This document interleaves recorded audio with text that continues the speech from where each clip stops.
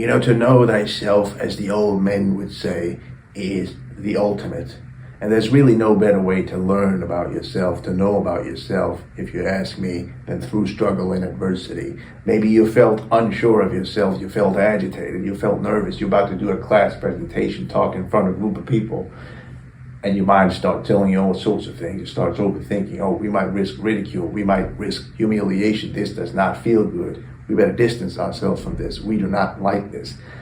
There's a different discussion to be had about why you feel that in the first place. It is in your best interest to examine that, to understand why you feel it, because if you do not understand the problem, you're probably not going to be able to fix it. But that's not what I want to talk about here today. I do want to talk about the power of exposure and how it can be an instant cure for you.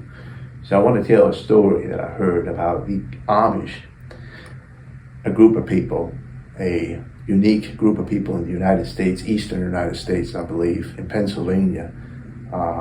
What they would do, what they've experienced with their horses is that if a horse went too close to a highway and it heard the loud noise, the loud sound of 18-wheelers go by, the horse will become erratic, it will become uncontrollable, and it will become restless.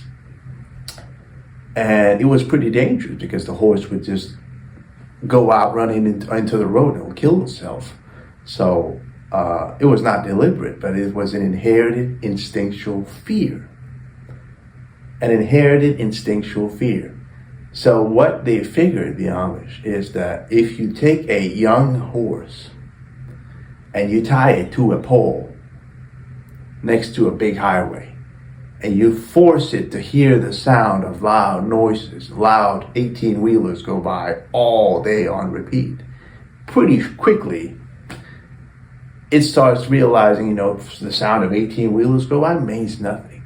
It meant something 50,000 years ago, or 80,000 years ago, because if you heard a loud noise on the plains, a sudden loud noise, it probably meant something dangerous and violent, and you better get out of there. Volcanic activity, an eruption possibly.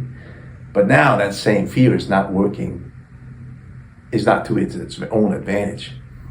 So similar to you, that same fear that you have, it's an inherited instinctual fear. It is not learned. Is driving you, it's not working in your favor. So best way to attack that is to just do it, is to just expose yourself through your fear. So do something extremely difficult. Go into a boxing ring, go do judo, complete a marathon. All of your fears are just, because you've already conquered them out, you've done something extremely difficult, you prepared, you've armored yourself to a degree, and you feel undeterred. So, you get to know about all about yourself almost. I mean, you know about your strengths and your weaknesses. You know about what you're made of. There's a saying that says, as fire tests gold, so misfortune tests brave men. So, there is a difference, I would say also, about being knowledgeable and being experienced. You can read about being a plumber versus having experience as an actual plumber. Those are two different things. You're not going to be able to live life well if you read about it through a book. You have to go out there and do the hard work yourself. You can get to a city, you can get to your destination by taking the highway, but there's so many things that you miss out on. You can get there quickly. There's so many different things, so many new experiences that you have not acquired because you didn't take the long road.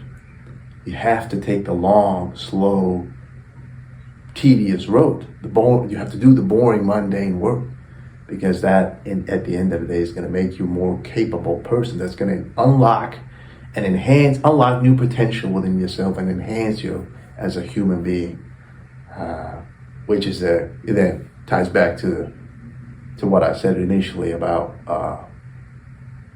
to know oneself.